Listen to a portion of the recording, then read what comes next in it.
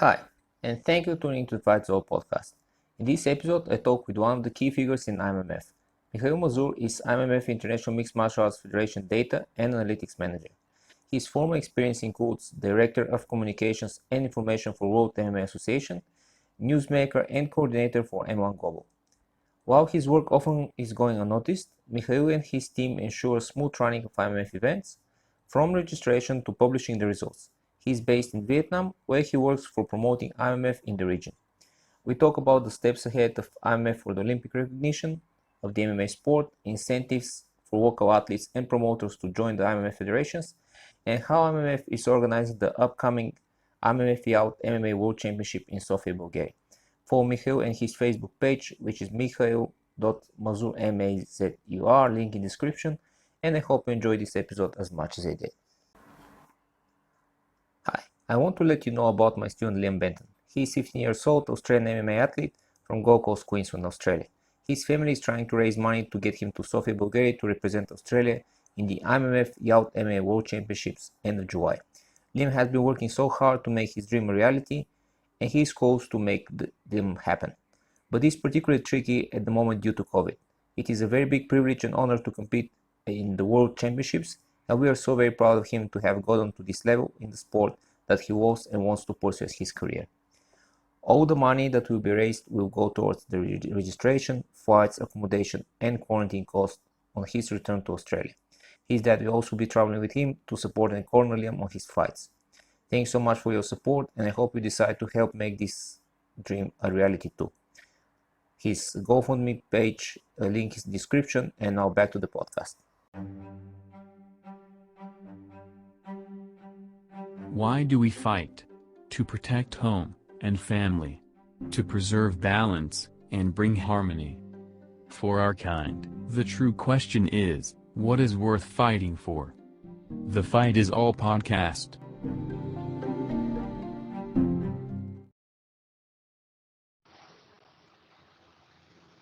Okay, green white, we should be. Okay, so let's start with you're involved in MMA and your current position in IMMAF. You have current key position in IMMAF, and then we go from there to chat a bit about the coming youth junior worlds in Bulgaria, if you want. Yeah. So you want me to just talk briefly about... to represent yourself and your positions in IMMAF for people who doesn't know you. Yeah. Well, I've been involved in MMA in different roles since early, I think since 2004 or something like actively involved. I've been moderating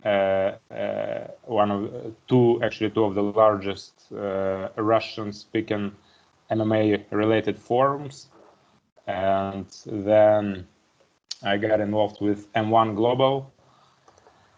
I was helping them with basically online because I lived in the Netherlands. I moved from Russia to the Netherlands in 2003, and I've been helping them with different online stuff, from writing articles to helping with fighters. Well, basically different stuff.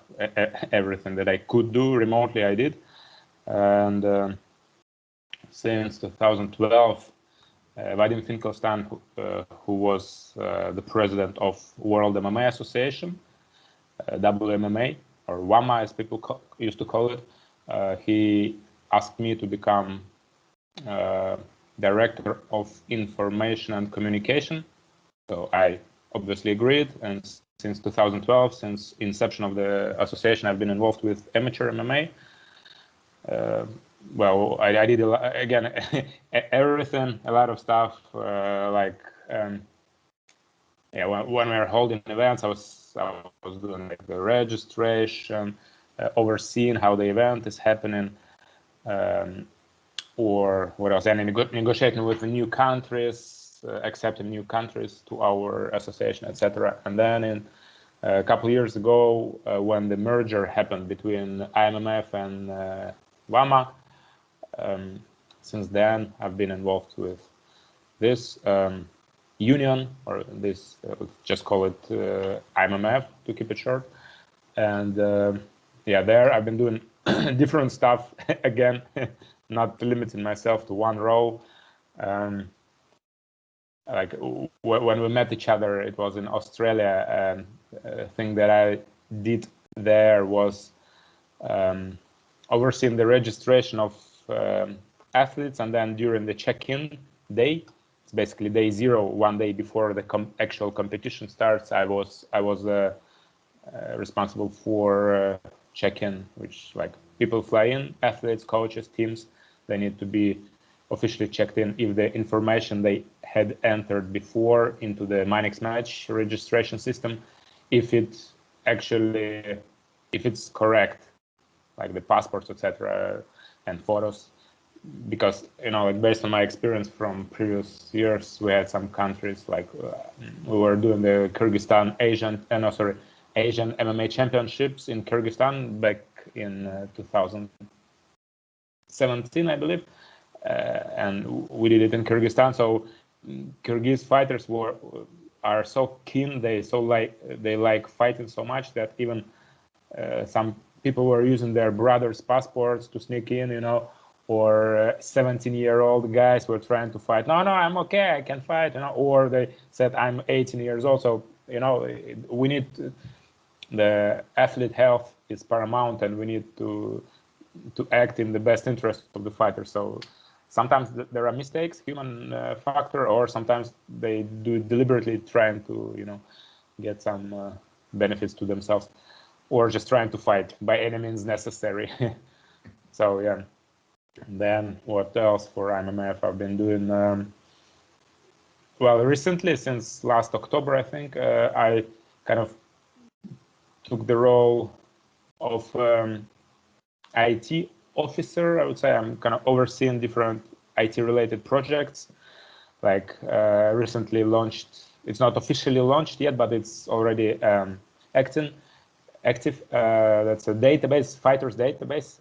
So what our target is to have all the, it's already achieved actually, all senior and junior fighters inside the database. So you can look up anyone, you see his picture, you see his track record and his short biography, any medals he won, basically like ShareDoc or topology, but then for amateurs.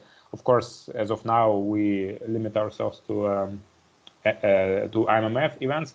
Then I want to expand to VAMA events, like legacy events, since it's also part of one merger, one union.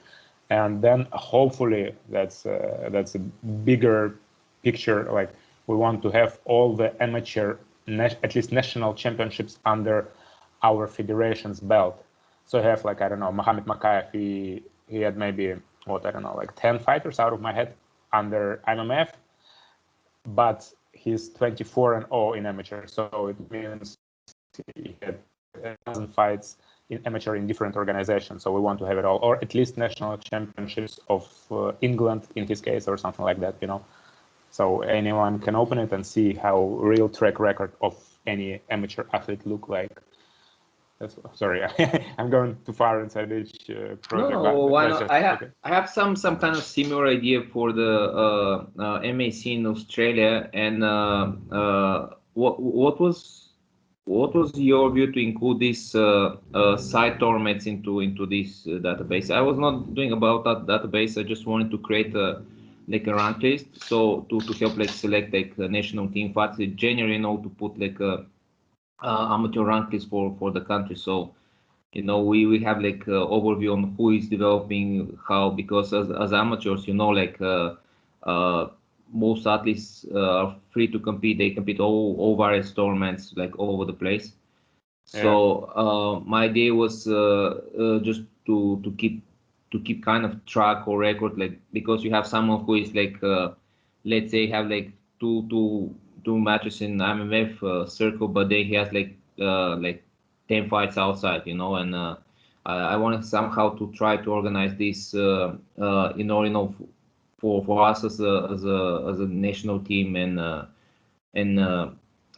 for selecting the athletes to be able to say, okay, this guy has that much fights, and just to be easier to put. But it's a bit of a mess, because it's very hard to pull the side tournaments into the circle. and I was trying to figure out somehow of incentive for the tournaments themselves, just to include their fighters within within the IMMAF circle, just to register their fights into the federation. But it's, for the moment, it's hard. Do you have any ideas how you're intending to do that for globally? You mean globally for all the fighters, or? No, just I was trying to figure out, but I just couldn't get enough good incentive for the side tournaments to register their matches and their results into IMMAF, or into the National Federation. Speaking about Australia. Well, like you could,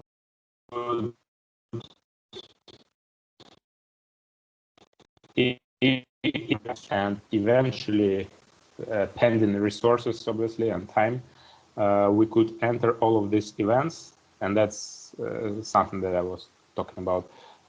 What we want to do eventually, so all federations. So if you want to have something on a national level only, so that this is a task for national federation to solve it somehow. But if you want to be able, just in general, to see all the track record, all the fights under the belt of each athlete, you can use our database, and we could enter all the records that you have so far into our database. Yeah, I think that's. I think if I think most success I had with this idea is if I approach fighters themselves, because they have interest to see their name, like how they're developing into kind of a rank list. So they have more interest to register their fights, even if they fight outside, to say, okay, I got this this win again, this was so like this. They're kind of helping you, to put like a massive rank list for everyone. But it's hard to actually to attract the promoters who are like trying to their own. Yeah, 100%. That's the main problem. And one of the additional problems is that sometimes when athletes lose, they don't want to have this record, and or there is no organization. It's how you call it, a smoker, some event between two clubs. They do it, some inter-club event, right? So they just fight. They call, some can call it amateur fight, some can call it just a I don't know, like sparring session with another club. And the only thing is to try to make sure that that the promoters themselves keep a record of all the fights and provide them, like hierarchy. Promoter above the promoter, who do have some sanctioning body. So in case of Australia, that would be your federation. And if everyone agrees with that, they would just provide all the records to you instead of just, conserving them somewhere and then they get lost. And because if you want to get like one fighter, only one fight, it's really easy and it's really difficult to achieve. The best would be just to get the whole fight card, and this is something you can get from the promoters. Well, what happened is that it was actually hard, to make promoters to do anything for you, because every promoter will want to make like a world championship of his own thing, even if it's like kind of a backyard thing. But what I did, and actually had some success, is I made a rank list, but the rank list is only based on victories, so it doesn't count losses. So in that way, the fighters who actually make any kind of victory outside, he say, okay, I register a victory, and he's more keen to give you his result, and like this you can follow. And the rank list itself, at least the thing that is visible for public is, for example, you have like Seth Costo, who has like 4 victories, and he's in this place on the rank list, and nothing else. So the rank list itself doesn't count losses, because first of all, that's kind of creates incentive for the fighters to register their matches. And there's no negative impact, because let's say the amateurs, they want to make their mistakes. So if they have 2 losses, they just on the rank list, they just have 0 result, which they'll be on the bottom of the rank list. And also the fighter who fought last, who registered his record last, even if he has the same result as someone else, he goes up on the rank list. For example, fighters who has like 1 victory, but the one who has 1 victory last, he's the one who goes up on the rankings. And then in that way, with creating incentive for people to participate in the tournament, because the latest result you get, you climb up to the rank list. So you cannot like make like 4 victories on the top rank list and wait, because someone else on the next tournament will make 4 victories and he'll go above you. And that had some results, by the way. Like that's how I made for local level at least. Yeah, that's a good idea as well, to ignore the losses at least, so people, you try to encourage people to be more active. At least for amateurs, at least I think it makes sense, because trying to promote MMA as a massive sport, you know, like that's the goal of IMMAF as Olympic.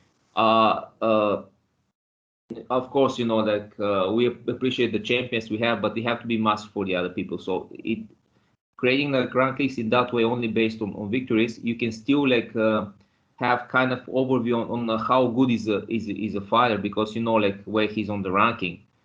He's on the bottom or on the top based on victories, because a fighter who has 10 fights but they all losses, obviously he's not on top of the ranking. So like it's at least it's still fair as a ranking, but also it's a bit more positive, so it kind of creates incentive for the fighters actually to register themselves and to keep track of their development. Yeah. And massiveness of the sport is something we as a international federation are massively interested in, because we are in the process of application to become part of GAIS. And then after that, we want to go to Olympics, obviously. And for both organizations, it's vital.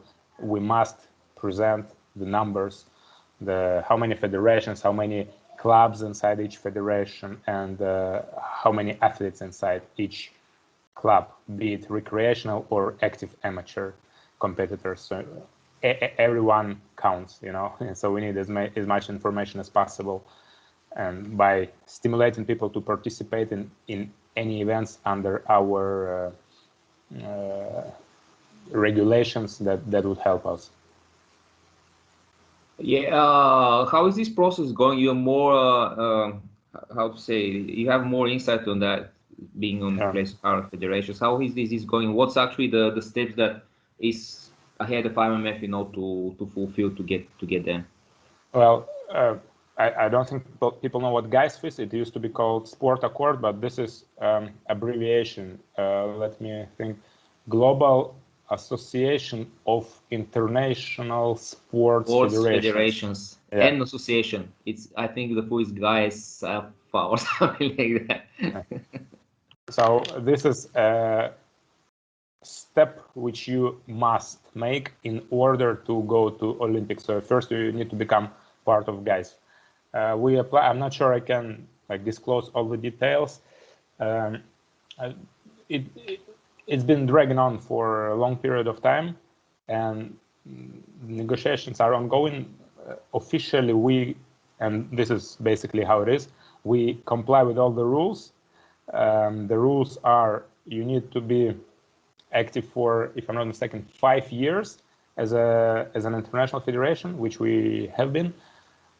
You need to have federation in each of the continents, except for Antarctica, and you need to have had continental championships for, again, I think 5 years, which we comply with again, and no rivalry clause. That was sticking point, and it was the reason why we merged WAMA and IMMAF.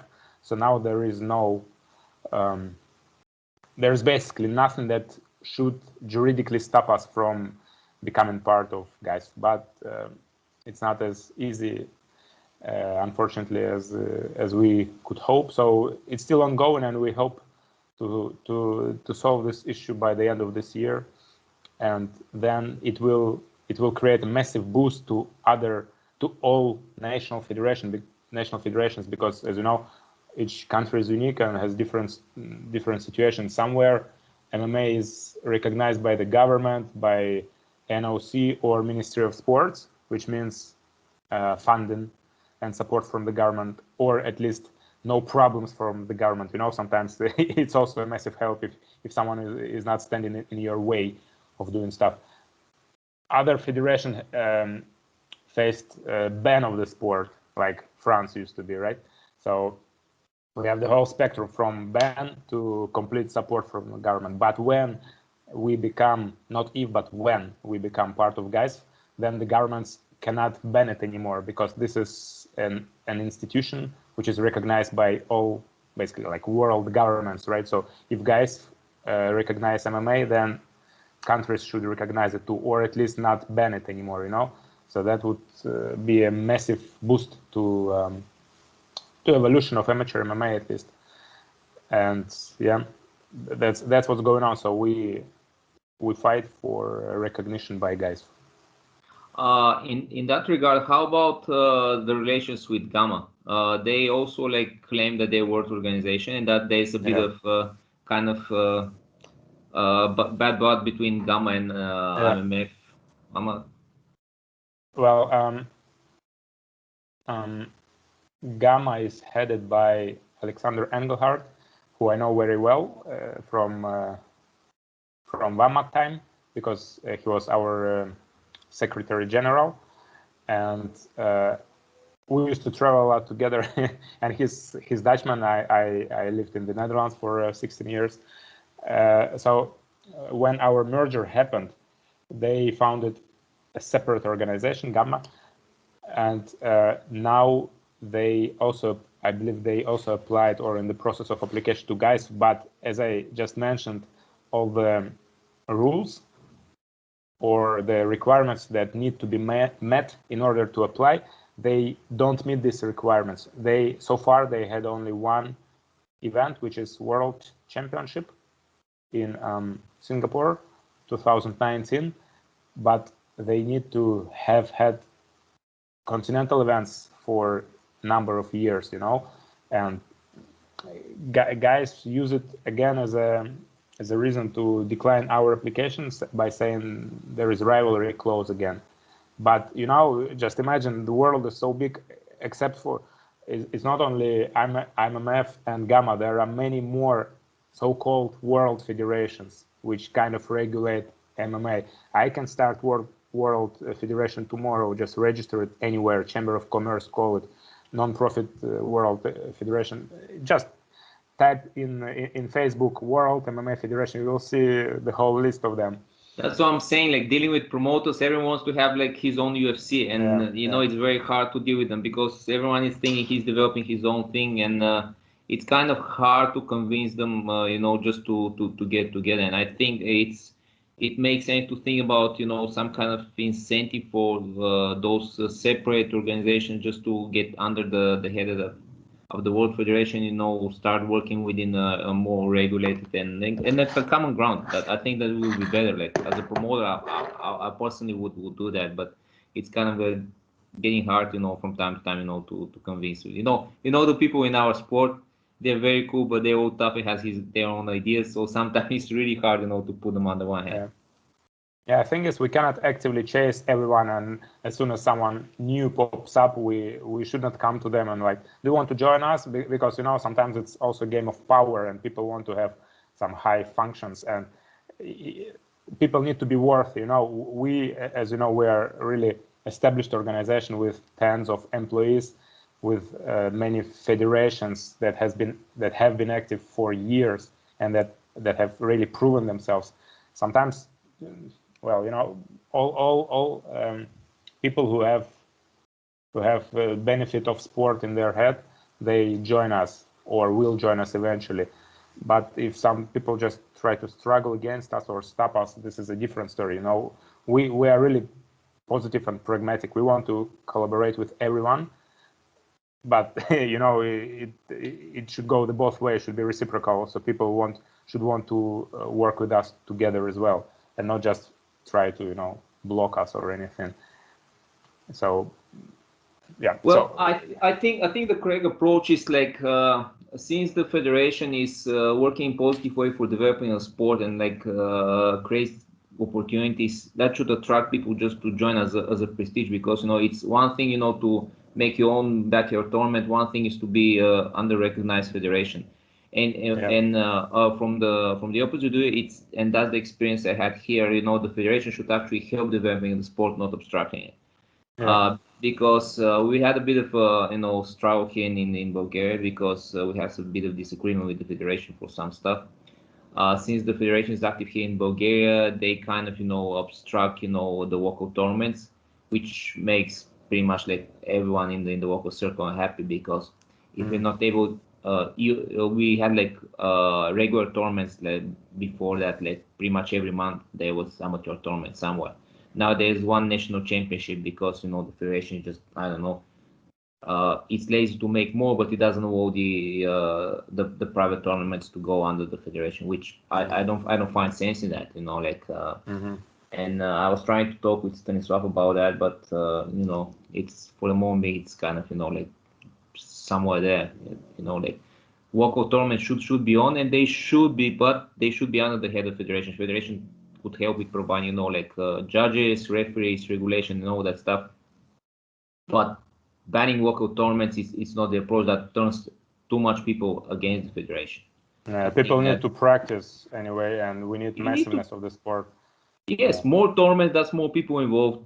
Like local clubs that organize the tournaments make a bit of out of it, so that's fine. And but as long as everything is under the head of the federation, that's regulated and with common rules and eventually with common referees, I think that's way better to allow the local clubs to get involved in the federation just to make their living as well. Like having a fight club in Eastern Europe is a bit of tough challenge. Like at least financially. So.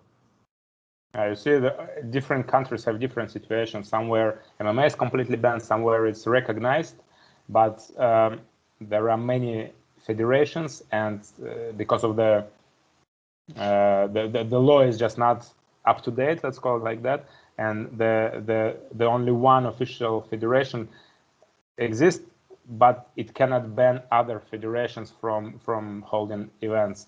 But in your case, it's basically like a monopoly of a national federation, which is enabled to sanction or ban any other events, right? Yes, but in that case, like I can compare now, like the both situation in Australia where the sport is not recognized, but in the same time there is a lot of local level tournaments, and here which is opposite. The sport is recognized, which is in general fine and good for the sport, but at the same time, the federation is acting as a monopoly and doesn't allow the local clubs to develop, and as a result. Instead of we have actually more interest to the federation in Australia, where the sport is not so like strictly regulated than here, because big clubs here they're separating for the federation because of this approach that the Bulgarian federation has, just to impose rules. So like it should be somewhere in between. I believe like the federation should attract the clubs and the side competitions in some way. And in some way, I mean my idea is to have a common rank list, because you have common rank list for the country. Yeah. As a promoter, as an athlete, you want to get your name seen into the common rank list of the country, because then okay, our fighters or me as a fighter or me as a promoter, my tournament comes into this common rank list, and I can see the athletes coming up and down, so they have interest to participate in that. Yeah. And otherwise, we can never have the best guy in the national team, right? And also something that I actually started here in Bulgaria before me to go in Australia, and then I applied in Australia and worked very well. I actually steal that idea from BJ, because if you have to look which is the most popular combo sport in the world, that's BJ. Mm-hmm. And okay, then I'm an engineer, so I like to break down things, because that's how you make it complex stuff. And then I start thinking, okay, what makes BJ so popular? Why people like going to BJ instead of MMA? And if you compare like BJ competitions to MMA competitions, the problem with the MMA competitions, they have a big step to do from training to competing in MMA, because more dangerous sport. While in BJ you have these levels, you can be world champion white belt. But people get more satisfaction from that, because when you put that you won a gold medal some competition, most of your friends and family, they don't care you're a white belt, they see you have a gold medal, so you receive more satisfaction. Then you become a blue belt and so on and so on. But and the competition is more balanced. You compete against white belts and not like blue and more often, and people receive more satisfaction in their pathway. So what I made, I created this leveled competition. So we have a C level of competition, B level of competition, A level of competition, competing on the same day. And the problem with MMA, we up to recently, we didn't have really, you know, like a belt system, which IMMAF recently created. But the way I was structuring that is, and even now, because like it's still like not widely adopted. So if you never was a champion in any combat sport, on national level, you're C class. That's pretty much a newbie class. So like you have been training like 6-8 months up to a year. You never was a champion up to now. No in jiu-jitsu, no nothing. So you're C class. Okay. So you want to practice your sport to see how your moves are working. So then comes B class. B class, you can participate if you have been champion in any combat sport. So at least once. So if you have been like at least won a grappling tournament or a wrestling tournament or something, that's B class. And for C and B class, the rules are IMMAF rules without the ground pound in the head. So that's very soft rules. So like there's a lot of grappling involved, but when they go on the ground, there's no striking on the head. So that pretty much keeps the competition hard for the athletes, but fairly safe, because that's you know, comparable with youth A rules, which we have now. No head strikes. No, you have head strike on standing, but not when they go on the ground. Okay. So just no ground and pound. So when they go on the ground, no ground and pound. Which they have ground and pound in the body, which forces, you know, the athletes, you know, to practice their pins, to mark punches in the chest, which still scores in the scorecard, but it's safe for the guy who is under, so they don't get so much damage. And then, of course, A class is full of IMMAF rules, and that's the guys who are trying, you know, to get to the national team. And for a couple of tournaments, we have very nice, you know, like structure, because people find their place in the tournament. And the rules are, if you win C class, then you cannot compete in C class anymore. You have to climb up in B class, because then you violate the rule not to be a champion in anything. And then once you win a B class, you start feeding the A class. So then on the first tournaments, the A class was you know, very small brackets, like 1 or 2 fighters or something like that. But after a few tournaments, the A class start like filling up, and you know, the guys who win B class, which is obviously the most massive, you know, like bracket, they like this, you force the coaches and the athletes to go and try A class, because what happens is very often, if you don't put the rules, people like to stay in B class because they want to become 3-4 times champions, right? But when you have the rule that once you win the B class, and I keep registering that, they have to climb to A class and to start fighting on a bit higher level. Makes sense.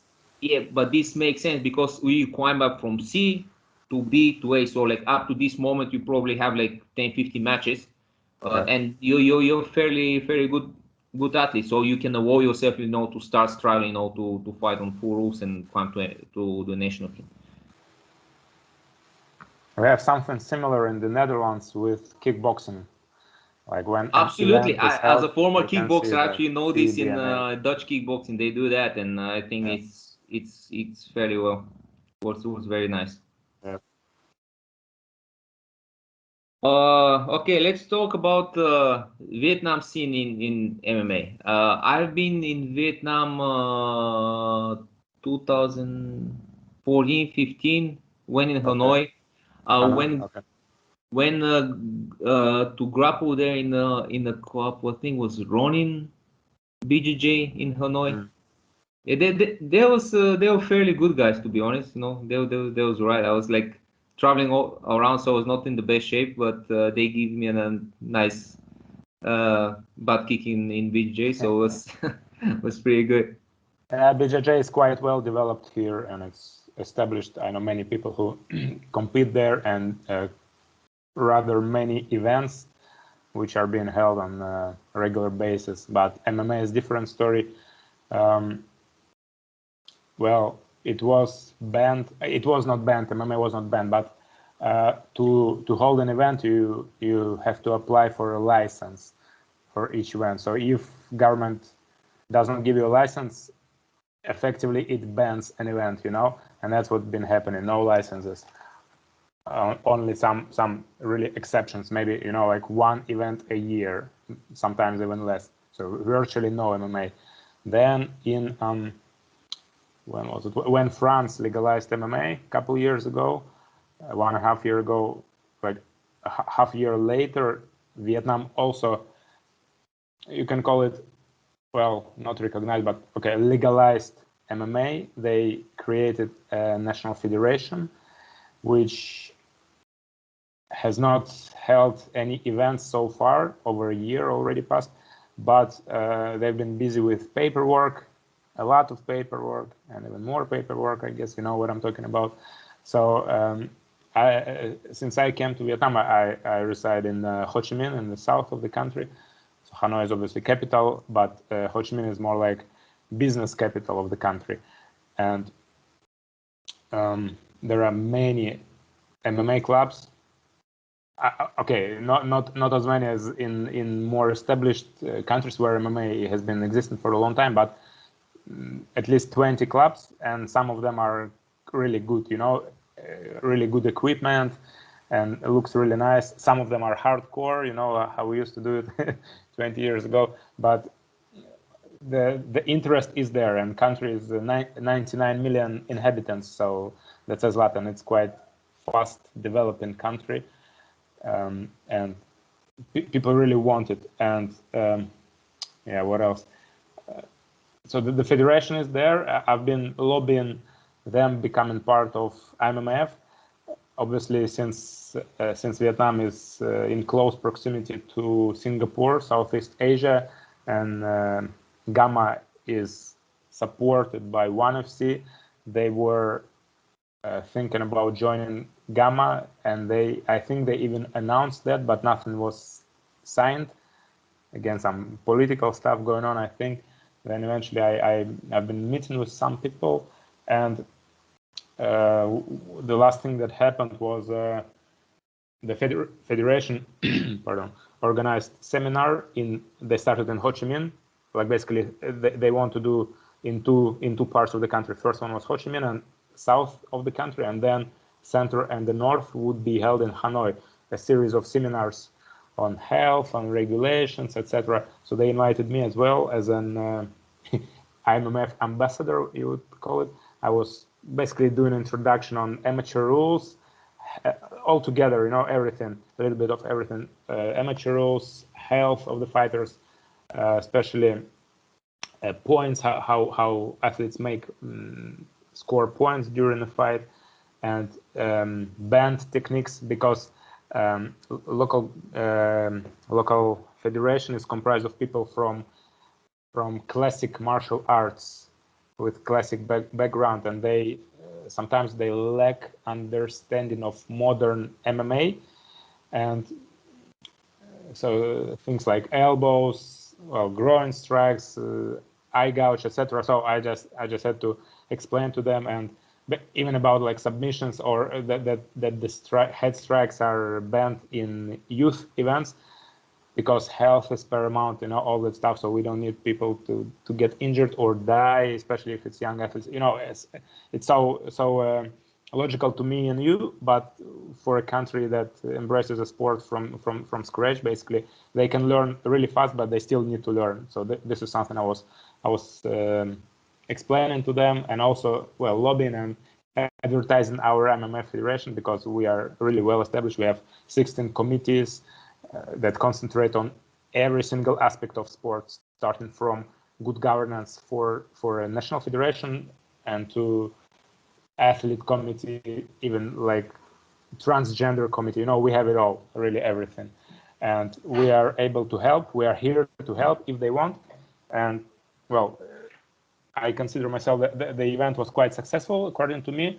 They were planning to hold the second seminar in Hanoi in, what was it, in June, but since we hit the fourth or fifth wave of pandemic, they postponed it. If not, they would have invited me to do this seminar again for them.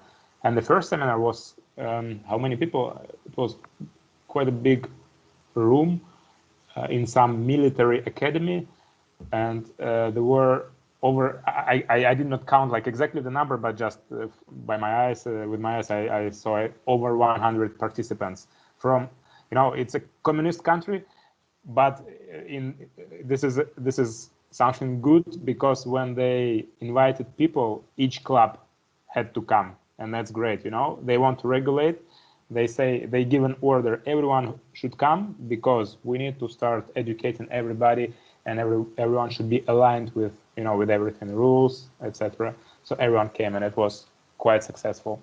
People were asking questions. It's really a good something. But now, because of the pandemic seminar, the second part did not happen, and now everything is put on hold, and probably more paperwork is happening as we speak. Yeah, I generally, as an environment work, I know what you're talking about, because I was working for a year in Laos. I was doing a project there, so it's quite, I guess it's quite similar environment, communistic country, and like in this Mekong area. So in general, I know like generally the mentality of the of the atmosphere that you have to work. You mentioned transgender community. Okay, that's a very hot topic in MMA, and in some countries, yes. so what's going about this thing in MMA? Because I'll give for now my personal opinion and probably spit it out later. But what's the idea of IMMAF about that? To have a committee. The main point is obviously to have an inclusive sport, so everyone can participate, but again, health issues, health matters need to be taken into account too. We don't want, well, you know what I'm talking about. So like, how you call it, former guy saying that he became a female and then beating up girls. So there is bone structure and all that stuff. I'm not a doctor, so I should not talk about that. But just in general, there are many aspects that need to be taken into account. There are transgender amateur practitioners, and the committee is summoned, and it includes one, I don't remember, or even two transgender athletes. So it's not like a conservative committee, but different stakeholders are part of it, So proponents or people who are against it, and amateur transgender people are also part of it. So they are working on it. I'm not part of it, so I cannot say much more than that. But the work is going on. Yeah. Well, I speak plain and simple. If someone who is a man and he pretends to be a woman and fights with a female athlete, might kill him with a shovel. So that's how it's going. That's not fair, And also from perspective of female sport, that destroys the female sport. I don't care what you decide you are now, or like whatever, you have no place in female category, simply because of many aspects, the testosterone, the bone structure development, and all that stuff. And on top of that, that puts the female athletes in a very bad position in combo sports. Combo sport is pretty much a clash between two athletes, and it's completely unfair for female athletes. This inclusion is inclusion, that's fine, but I have nothing against anyone participating in the sport. But a man to participate in a female category, that's wrong in so many levels. Also from perspective for female athletes, mostly. Just being pragmatic, there are several options possible how this issue could be solved. So you either ban all transgenders from participating, or you allow everyone participate everywhere. These are two parts of, like, on the spectrum, two opposite parts. Two Something extremes. in the middle. Yes, two extremes, exactly. Or you could use a biological biological gender. So when someone is born and what's written in his certificate of birth, to use this as something that will prevail, deciding what gender he should be eligible to participate in, or or creating a separate category, only for transgenders. But that again has something to do with confidentiality. Not everyone wants to disclose his details, let's say. So I'm not involved in that, but all these options are possible, and what will be decided we'll hear when it's done. But it's a hot topic, yes. I hear quite often during our regular calls. Yeah, well, it is because those people over there are very vocal, but at the same time, female sport is important because one that goes to participate, they quite of them they're quite good and they really take sport by heart massively. And in the same time, you don't want to call the sport for those people, but that you cannot submit the whole sport for all their requirements. So I hope this commission will do their job properly. Worthy people are part of the commission, so don't worry about the doctors and all the parties, all the stakeholders. So you can trust in their credibility and intelligence.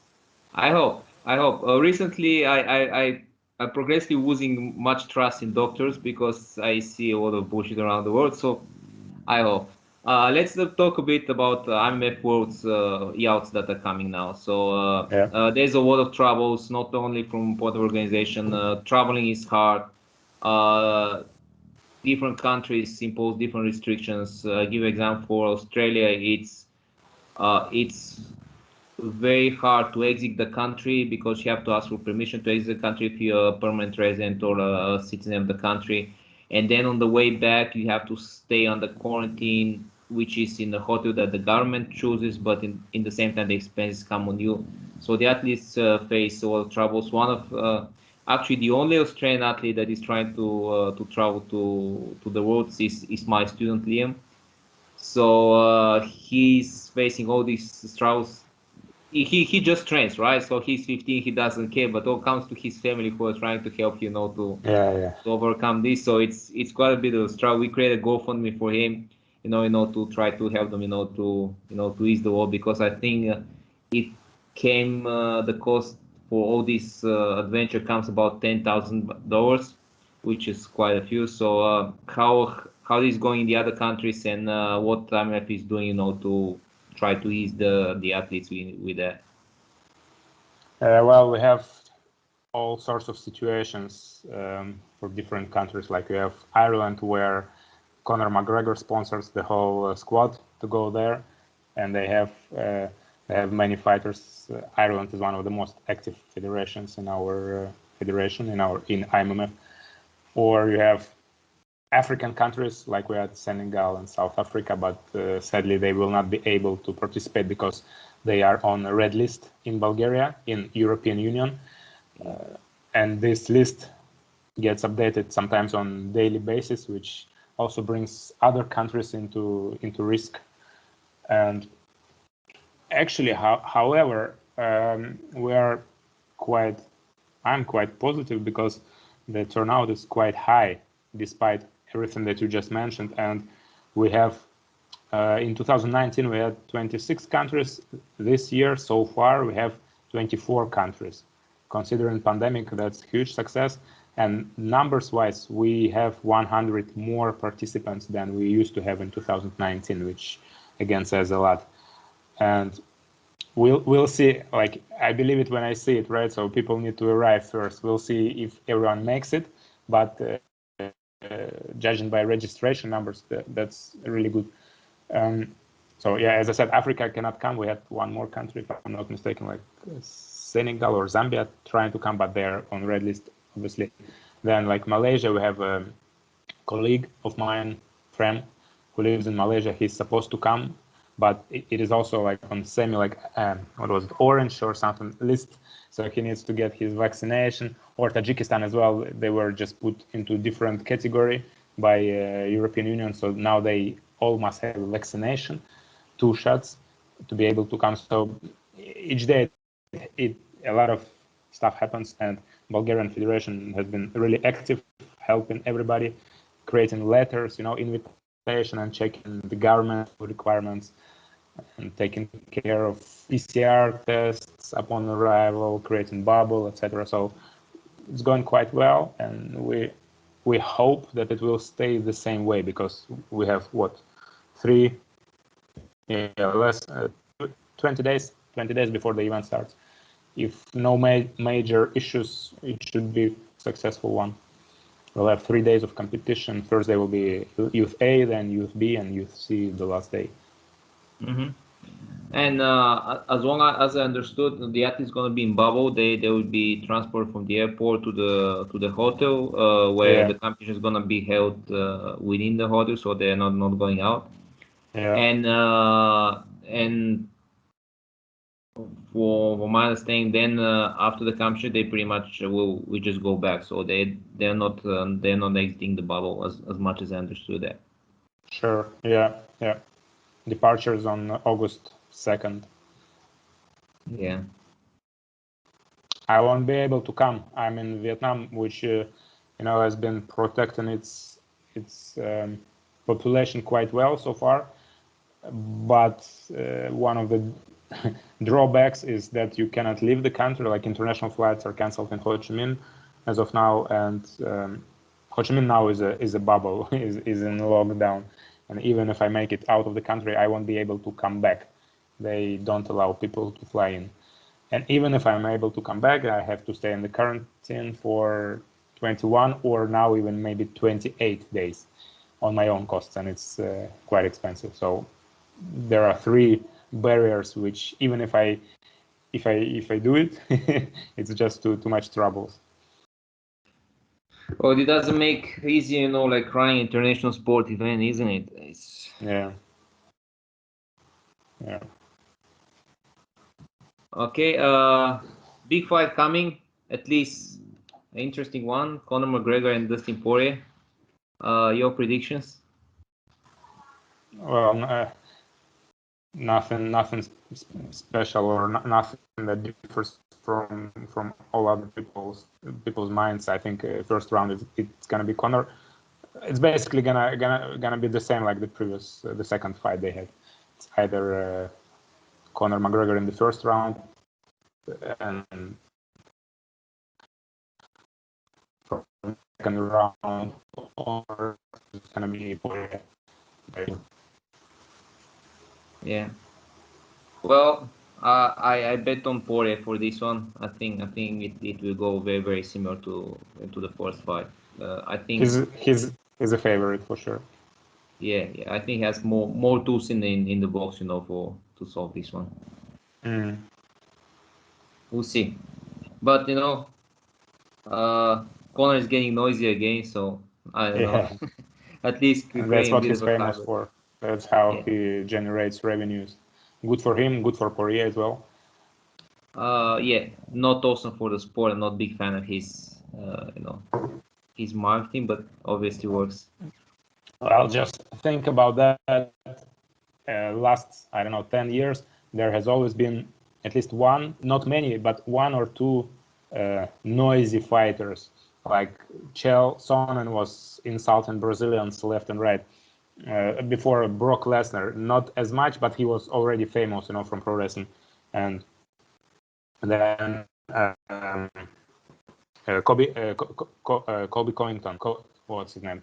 Yeah, Colby Covington. Yeah, he's somewhere in between everyone else, but he couldn't shine so much, I guess. Yeah, and then Conor, so every time there should be someone. But Conor has been really helpful to promote sport, maybe not in a good way, but sport became much more popular, because I heard from many people that I know that had nothing to do with MMA. They were like asking Conor left and right, So Sure. it means he helped sport in a way. Well, when I was in Mexico, and these chants actually traditional. So in lucha libre, the Mexican wrestling. So when you choose a character, because it's an act, so when you choose a character, you have to come under one of two categories: technical or rudo. So technical are the good guys. So and then also not only the approach they have, they also have a certain certain acting and a certain style of fighting that they perform. So technical, they're more technical. They spin, they all this crazy stuff. And no, and Rudo are the one or the other, but the bad guys. So their fighting style is more rough. They use more strength and power. So it's barbarians. yeah, well, that's kind of this classic act of Mexican wrestling is and normally like technical fight Rudo. So that's the classic. The technical teams are fighting the Rudo teams. So they're fighting the bad guys, and of course in the tournaments they have actually story that is developing something that they mix up and all that stuff. But since you're creating your character, you choose which side you are. So it's like you have to be good or bad. And on the same time, there are a couple of classic characters that are kind of like famous ones that they kept generations. They exist. So for example, there was like a Bull Demon or something like that, who is like probably 200 years old. Because someone's grandfather started, he became famous. Then his son started performing under his attire and like mask and everything. So some of those characters actually like hundreds years olds, and it's very interesting. They keep the same like line of like local national heroes. They're very famous, like within the country, of course, but they know them. They have movies about them, it's very strange.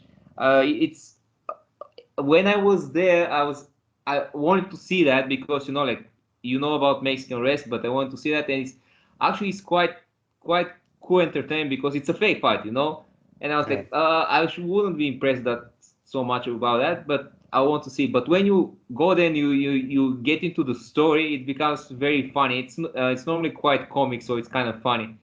So it's like it's a cool thing. But it's a national phenomenon. So really, it's a very specific because it's very hard to explain. It doesn't make sense. It's a competition that is not competition. It's in competition and acting and it's kind of cheap entertainment, but it's very funny. It's very Mexican. Okay, so I'm also quite skeptic about this sport, but like if it exists for so many years, for decades and maybe hundreds of years, then there is something in it. I think each country has something like that, not exactly the same, but something specific to a country, which foreigners would consider to be, I don't know, foolish, silly, or would not understand it. But it is how it is in each country. They have their own legacy. It's super strange because it's not a real competition. It keeps going, and in the same time, it's super popular, and like it actually doesn't make sense, but for some reason it just keeps going there, and it's like people get famous on the local level with it. And what is strange is like for difference with the American pro wrestling, which are former athletes, these guys train for that. They start training from kids for this, which is very strange to train for acting. They have these like lucha libre schools, which are in the same time like acting schools and wrestling school at the same time. That's very weird, Yeah. Strange. I have friends in Mexico. Mexican MMA Federation is doing quite good. The last time when they send me pictures, they have a massive national championship. So they're doing quite good. Okay. We make almost an hour. If you want to add something, go ahead. Not much. Just hoping. Well, I'm gonna miss the World Youth Championships. Back to business, but I will have to miss it. Trying to contribute to it remotely, and also during the event competition days, I will be online helping my team, because my team will be flying there without me. Data team doing the registration, check-in, and everything with my next match. But yeah, I hope it's gonna be a success, because we need to have something tangible like to feel that we are back to business. It's been 15 months we have not seen each other, all our colleagues, and the sport, we had 2 technical seminars, remote seminars. Now it's time to get back to business, to get it done. Well, you train me on my next match during the competition in Oceania, so if you need me, I'll be happy to help. I'll be on the ground, so.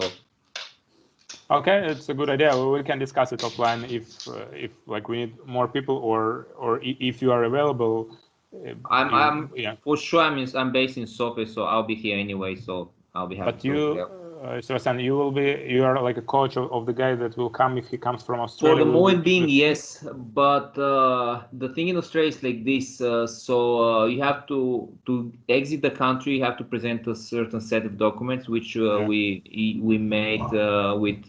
We have a recommendation for the Australian Federation that he's traveling for World Championship and everything. Yeah. But what they call it the travel exemption. You have to receive travel exemption for the government to let you travel. So obviously, he's 15. He'll travel with his dad.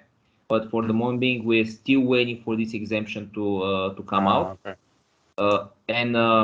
With big help of Andrei Mushanov, so he's pre-registered. So he's registered, but he doesn't come on the list until he gets the exemption. So because of this, just the local regulation, as you said, is very different everywhere. So in Australia, it's like you don't know if they'll let you travel probably like a week before you travel. Okay. So for the moment being, he keeps training and waiting. Yeah, we applied, we registered him, and now we're waiting, for the government to let him go or no. And then that also depends if I registered myself on the competition as a coach, but I still haven't paid the fees. I think I have time till like 14 or something. But I still don't know because Liam's travel exemption is not out yet. So I don't know if I'll have to go as a coach or not. So it all depends from what happens with him. I'll be happy to involve you. No problem. For sure. Like if I'm not coaching, for sure I'll be happy to help. And he's only fighting one day, obviously, because he's only one competitor. So for sure I'll be available the other days, just to give hand with anything. Okay, let's do it. I will let you know. Just let me like prepare some stuff because we have, some paperwork. A little bit. We don't like bureaucracy, but just a little bit we need it. That's the thing with administrating federation is everyone thinks it's very exciting, but it's not. It's all about papers, dealing with regulations. It's not as exciting as it sounds. Okay. Thanks a lot, Mikhail. Thanks for your time, and thank you. Keep in touch. Yeah, okay. Keep in touch. Have a good day. Bye. Bye. Thank you. Hi. I want to let you know about my student Liam Benton. He is 15 years old, Australian MMA athlete from Gold Coast, Queensland, Australia. His family is trying to raise money to get him to Sofia, Bulgaria to represent Australia in the IMMAF Youth MMA World Championships end of July. Liam has been working so hard to make his dream a reality, and he is close to make them happen. But it's particularly tricky at the moment due to COVID. It is a very big privilege and honor to compete in the World Championships, and we are so very proud of him to have gotten to this level in the sport that he loves and wants to pursue his career. All the money that will be raised will go towards the registration, flights, accommodation, and quarantine costs on his return to Australia. His dad will also be traveling with him to support and corner Liam on his fights. Thanks so much for your support, and I hope you decide to help make this dream a reality too. His GoFundMe page link is in the description, and now back to the podcast.